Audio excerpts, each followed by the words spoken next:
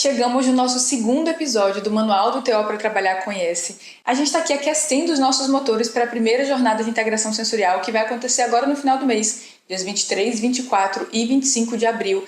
Então, se você ainda não anotou esse compromisso, não colocou na agenda, no calendário, alarme, notificação, já coloca para ter certeza que você não vai perder, porque vão ser 3 dias de uma imersão mesmo nesse assunto, nesse universo da integração sensorial, falar sobre esses caminhos para se qualificar, para trabalhar, para desenvolver um raciocínio clínico efetivo, para ter os melhores resultados ali com a criança, e isso trazer para a gente uma sensação de segurança, de poxa, eu sei o que eu estou fazendo, eu sou uma ótima profissional, eu tenho essa satisfação, estou promovendo os melhores resultados, eu consigo ser valorizada, me impor, me comunicar. Isso é muito importante para a gente e também para o nosso poder de transformar a vida de tantas pessoas ali, tantas crianças e famílias que precisam do nosso atendimento.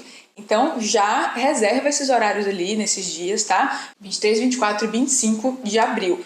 Mas a gente está aqui no nosso aquecimento e eu queria agradecer muito por vocês estarem preenchendo o formulário onde a gente pergunta das maiores dificuldades, das dúvidas, dos temas que vocês gostariam de ver aqui no blog e também na jornada, porque isso ajuda muito a gente direcionar o conteúdo que faça sentido para vocês. A gente já recebeu até agora 1.304 respostas e a gente está lendo tudo direitinho para poder trazer temas para discussão, certo? No primeiro episódio, a gente trouxe o tema avaliação, porque foi o campeão de perguntas, de dificuldades, de questionamentos ali, dentre as respostas que a gente recebeu de vocês. Então a gente falou um pouco sobre o processo de avaliação, protocolos utilizados, tempo, como fazer, e se a criança não responde aos testes mais estruturados, tá tudo lá. Se por acaso você caiu de paraquedas aqui já nesse segundo episódio, volta lá depois para poder assistir, porque tem muita informação relevante, tá? E aqui a gente vai trazer o segundo tema campeão, que é o tema de intervenção. Todo mundo quer saber o que fazer ali com a criança e tem dúvidas relacionadas a esse processo de intervenção, de realmente colocar a mão na massa ali. Então a gente vai trazer algumas perguntas que vocês trouxeram e vai incorporar também outros temas durante a jornada, tá certo? A primeira pergunta é a pergunta da Milena. A Milena pergunta assim: qual a prioridade entre as disfunções sensoriais para a intervenção? Essa é uma ótima pergunta porque a gente sabe que existem vários tipos de padrão de disfunção e que a criança ela não se encaixa em outro, né? Um ou outro.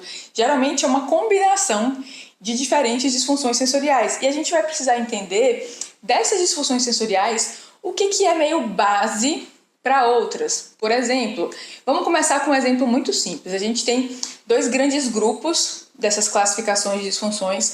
Um são as disfunções de modulação e outros as disfunções de praxis. A gente vai falar mais sobre isso na jornada também, tá? Mas nas disfunções de modulação a gente está falando sobre o quanto que essa criança não está sendo capaz de responder na medida certa aos estímulos sensoriais. Elas podem responder ou para mais ou para menos, e isso influenciar o nível de alerta dessa criança, essa organização, quanto que ela está prestando atenção nos estímulos que estão sendo relevantes ali para aquela tarefa, para aquela ocupação significativa.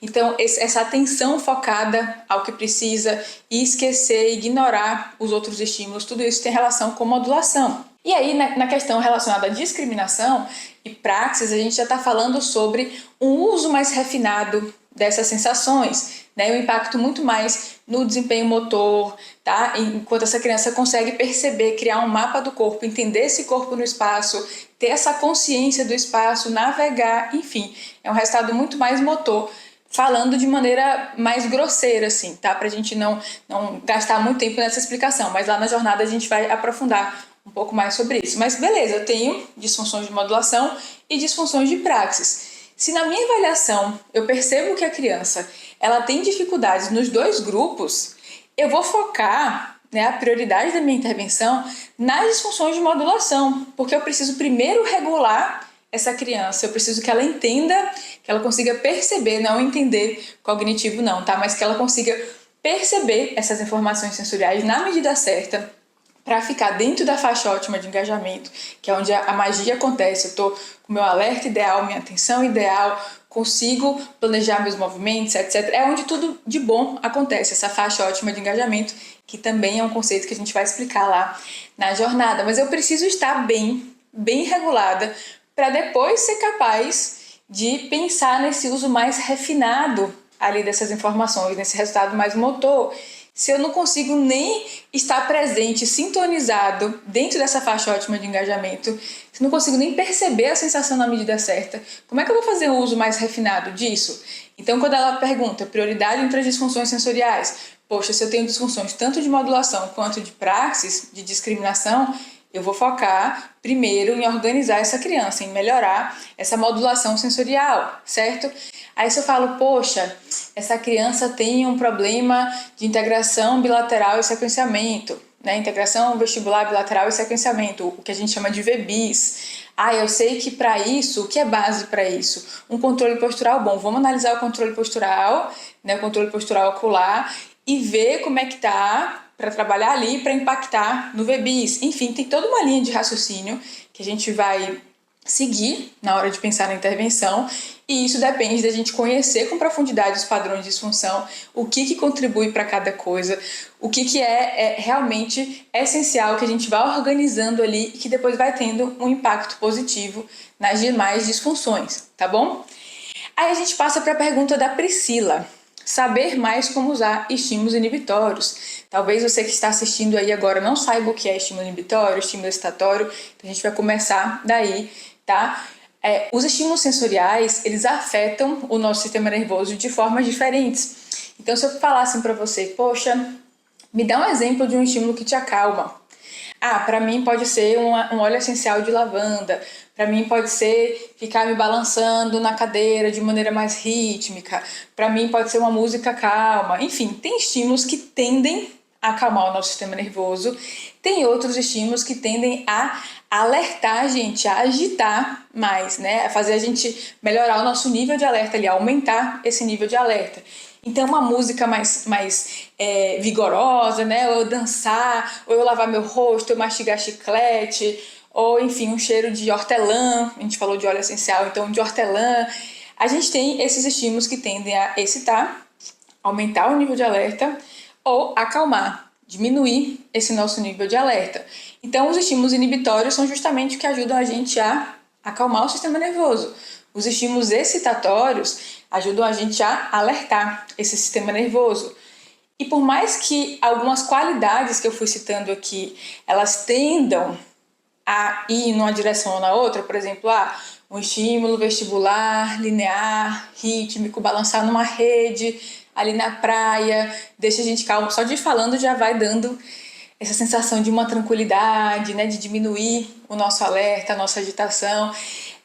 Então, e por mais que isso seja algo que tende a acalmar o sistema nervoso, às vezes para aquela pessoa específica não vai acalmar. Então não existe uma regra do tipo, todos esses estímulos são excitatórios, todos esses estímulos são inibitórios. A gente pode ir aplicando isso a qualquer criança sem fazer uma análise mais detalhada, tá? Mas a Priscila queria saber como usar mais os estímulos inibitórios.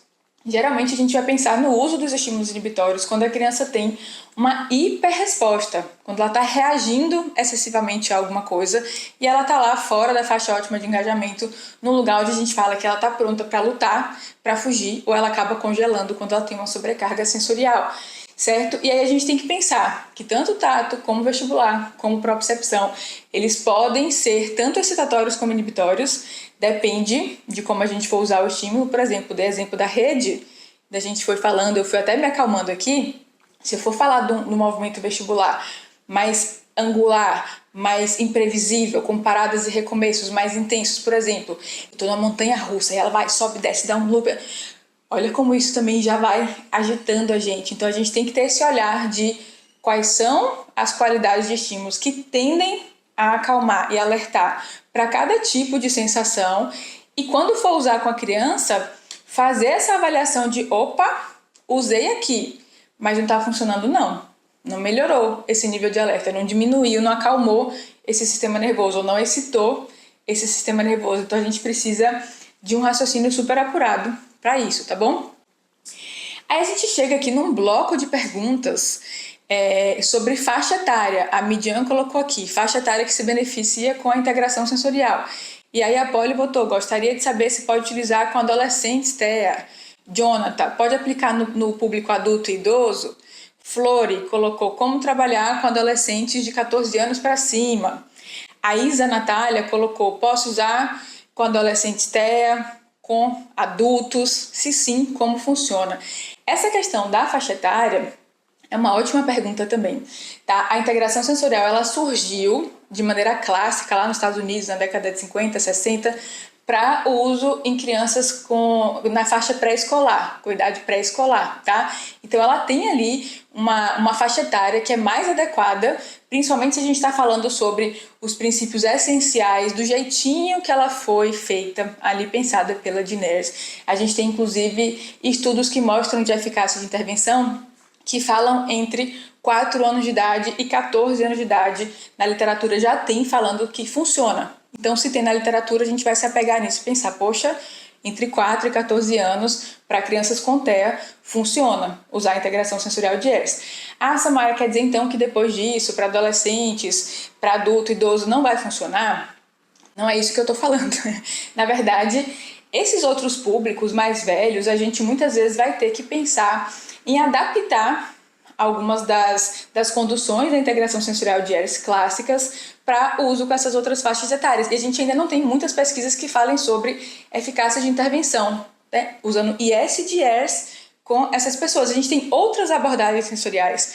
A gente usa, por exemplo, a estimulação sensorial com idoso com demência para a gente conseguir acessar ali algumas outras vias de memória. A gente pode usar cheiros, a gente pode usar músicas, a gente pode usar, enfim, né? Isso não é integração sensorial de Ayers. O uso da sensação não qualifica por si só a integração sensorial de Ayers. A gente tem vários critérios. Um desses critérios é trazer o contexto da ludicidade, do brincar, da motivação intrínseca da criança para brincar.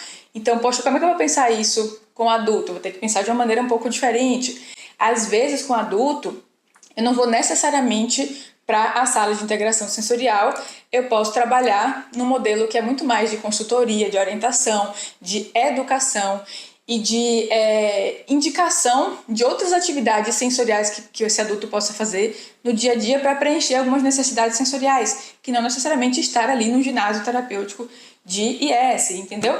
E a gente tem essa questão também da neuroplasticidade, a gente sabe o quanto que isso acontece de maneira muito mais rápida, muito mais veloz, né? Essas mudanças, essa possibilidade da gente reorganizar o nosso sistema nervoso central quando a gente é criança, quando a gente é mais novo. Então, a neuroplasticidade continua acontecendo com adulto, com idoso, né? Nessa fase de adolescência, fase adulta e os idosos também, mas no ritmo muito mais lento. Então, não vai ser a melhor abordagem, talvez, mas isso não quer dizer que não funcione, que a gente não possa usar princípios ou componentes da integração sensorial de Ayers, mas seguindo a medida de fidelidade ali, como a gente conhece, né, quais são os critérios que a gente vai ter que cumprir para dizer que a gente está realmente trabalhando com integração sensorial de Ayers, talvez isso não aconteça com esses públicos mais velhos, certo? Aí a gente vem para a pergunta da Viviane. A Viviane coloca aqui, quais os profissionais que podem aplicar IS? Essa é uma pergunta que eu recebo, assim, muito. Inclusive, profissionais de várias áreas da saúde, da educação, pais, pessoas curiosas, interessadas, elas querem entender mais sobre integração sensorial e querem aplicar essa técnica. E muitas vezes tem uma justificativa assim de, poxa, na minha cidade não tem tanto terapeuta ocupacional e eu queria ajudar a minha criança, tá? O profissional que pode trabalhar com integração sensorial de Ayers, principalmente aqui no Brasil, é o terapeuta ocupacional. Lá fora também, por mais que outras pessoas, outros profissionais lá fora, eles tenham acesso a mais informações, a mais cursos, formações que abordam esse tema, na hora da prática, na hora da mão na massa, cada um sabe muito bem o que é escopo da sua profissão. Então, a integração sensorial de Ayers, a gente trabalha ali os componentes sensoriais de base para ir desenvolvendo respostas adaptativas, mas para impactar em função, em desempenho ocupacional, em participação, e isso é escopo de prática de quem? Do terapeuta ocupacional. Então, o terapeuta ocupacional é o profissional capacitado, que pode se capacitar, né? Não necessariamente vai ser capacitado, mas ele pode buscar essa capacitação e vai ter o olhar, né, adequado para trabalhar com esse tipo de intervenção que foca em desempenho, participação, AVDs, brincar, descanso e sono, áreas da ocupação, certo? Então, é o terapeuta ocupacional. Agora, o terapeuta ocupacional ele não trabalha sozinho, assim como nenhuma profissão deveria trabalhar também. Existe algo que ao meu ver, deveria ser de conhecimento de todo mundo, do senso comum, do seu vizinho, das pessoas da sua casa, dos seres humanos, que é essa teoria mais básica relacionada à integração sensorial, porque isso ajuda a gente a olhar, poxa, olha fulano ali, ele tem tal dificuldade, será que eu vou encaminhar para avaliação de TO e tudo? E quando eu falo que o terapeuta ocupacional ele não atende sozinho, a gente muitas vezes vai precisar falar sobre algumas estratégias, alguns recursos, algumas modificações ambientais, enfim, para a escola usar, os professores usarem na escola com essa criança, ou para a família usar em casa. Então é importante que eu consiga avaliar, entender as necessidades da criança e também fazer orientações de uso de algumas estratégias e recursos fora do ambiente clínico. Eu não tenho a pretensão de achar que eu sou super-heroína ou um super-herói e vou conseguir resolver tudo ali em 4 paredes na minha salinha, certo? Então, integração sensorial de Ehlers, 1 para 1 com a criança, todos os critérios ali da medida de fidelidade acontecendo, terapeuta ocupacional. Mas ele tem o dever também de orientar outros profissionais, famílias e a sociedade, a comunidade de maneira geral, para entenderem um pouco sobre esse mundo sensorial, tá bom? Agora a gente passa para um outro bloco de perguntas que vai falar sobre equipamento. Eu vou trazer primeiro a pergunta da Ana. Quais os equipamentos que precisa ter na sala de integração sensorial de acordo com a medida de fidelidade? Ana, a medida de fidelidade traz uma lista com 22 componentes, com vários equipamentos ali, tipos de balanço, por exemplo, a plataforma suspensa, o bolster, que é aquele rolo suspenso, o disco de flexão, a lycra, a câmara de ar suspensa, traz vários tipos de equipamentos suspensos, também traz equipamentos que envolvem a propriocepção, por exemplo, parede escalada ou espaldar, ou aquelas escadas, algo que a criança possa escalar, traz equipamentos de segurança, como por exemplo, almofadas, traz equipamentos táteis, como por exemplo, uma piscina de bolinhas ou um saco com bolinhas e materiais táteis variados, traz inclusive outras coisas, como a gente comentou aqui na integração sensorial, a gente estimula esse contexto do brincar, então tem lá o item falando sobre materiais que apoiam a brincadeira. Às vezes algumas fantasias, alguns bichos de pelúcia, personagem, comidinha, isso, aquilo, coisas que vão trazendo essa possibilidade de explorar o faz de conta e também coloca lá outros materiais como, por exemplo, lápis, tesoura, escova de dente, escova de cabelo, coisas para a gente treinar atividades do dia a dia. Então, assim, é uma lista enorme. Durante a jornada, a gente vai falar sobre equipamento e vai fazer também análise junto sobre como usar esse equipamento, que vem uma pergunta aí também sobre isso. Mas passando da Ana para a Natália, ela perguntou como iniciar com poucos recursos. E aí, eu respondi na pergunta da Ana que a gente tem essa lista de 22 tópicos. Tem gente que fala assim, meu Deus, eu não tenho tudo isso. Ou eu não vou ter tão breve, ou quem sabe eu nunca vou ter. Então, eu não posso trabalhar com integração sensorial, não vou estar cumprindo ali todos os requisitos. E eu acho que a gente tem que ser razoável, porque todo mundo que hoje tem uma sala super completa começou do zero. Também um dia. A não ser que você foi acumulando dinheiro, recursos, que você seja herdeiro, né? Que tenha bastante dinheiro para investir de vez assim, você vai comprando uma coisa ou outra. Então a gente tem que pensar quais são esses equipamentos, como que eles são versáteis ou não, para me proporcionar ali estímulos tanto táteis, vestibulares e proprioceptivos. E a gente vai aprofundar um pouco sobre o que é isso, o que é essa versatilidade, como é que eu posso pensar nos equipamentos mais básicos ali durante a jornada. Mas eu queria aproveitar para trazer aqui uma mensagem de uma aluna que eu recebi essa mensagem ontem, inclusive, que fala sobre isso, né? Ela colocou aqui, eu atendo esse paciente no serviço do SUS, a gente estava discutindo um paciente desafiador dela, e ela colocou, lá não tem sala propriamente de IS, tem uma estrutura bacana com diversos equipamentos, inclusive os suspensos. As aulas sobre os equipamentos e recursos têm me ajudado bastante a tirar proveito de tudo que tem disponível lá. É isso, às vezes a nossa realidade é não ter muitos recursos, é não estar num ambiente mais equipado, mais preparado. Mas se eu consigo ter um raciocínio, que a gente vai desenvolvendo isso lá na formação da integração sensorial, né, da ISD, se a gente vai desenvolvendo isso, a gente consegue olhar para aquele equipamento e extrapolar e pensar em vários usos e saber como que eu posso espremer todo o caldo que tem ali, né, nesse equipamento. Então, muito interessante a gente pensar sobre isso, porque muita gente fala, não dá para usar a integração sensorial no SUS, mas eu não tenho ainda a sala, os equipamentos. A gente sempre vai mirar no ideal e trabalhar com o que a gente tem no real, certo? E aí, sobre os equipamentos aqui, a Simone, eu preciso de mais conteúdos e objetivos a ser usado com cada um desses equipamentos. A Cláudia, sugestão dos equipamentos e seus objetivos. A Thalita, o que é preciso ter numa sala de integração sensorial, o que é mais essencial, não pode faltar de jeito nenhum. Lara, querendo saber sobre variações de atividades nos equipamentos de IS. E o Rodrigo pergunta se ele é obrigado a ter uma sala muito equipada para atender os pacientes. A gente tem duas possibilidades aí. Focar no equipamento, então eu vou dar um exemplo, a plataforma suspensa. Eu vou olhar para ela e aí eu vou ver. Ela pode ser pendurada em 4 pontos de suspensão, 2, 1, que tipo de movimento ela me dá? Ela me dá mais um movimento linear, horizontal, ela me dá um movimento orbital, axial, se eu tiver num ponto só, no próprio eixo, etc. Posso colocar ela alta, num circuito suspenso, baixa. Posso colocar ela apoiada no chão, como uma rampa para a criança subir no circuito de opção. Eu posso olhar para esse equipamento e começar a fazer várias análises sobre ele, ou eu posso fazer o inverso. Eu olho para a disfunção sensorial. Então, poxa, essa criança tem uma dificuldade de defensividade tátil. Um exemplo.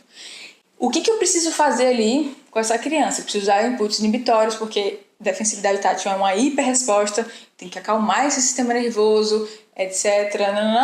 E aí, a partir daí, eu olho e falo, que equipamentos me dão estímulos inibitórios e como são esses estímulos? E aí eu parto da disfunção para depois pensar nos equipamentos.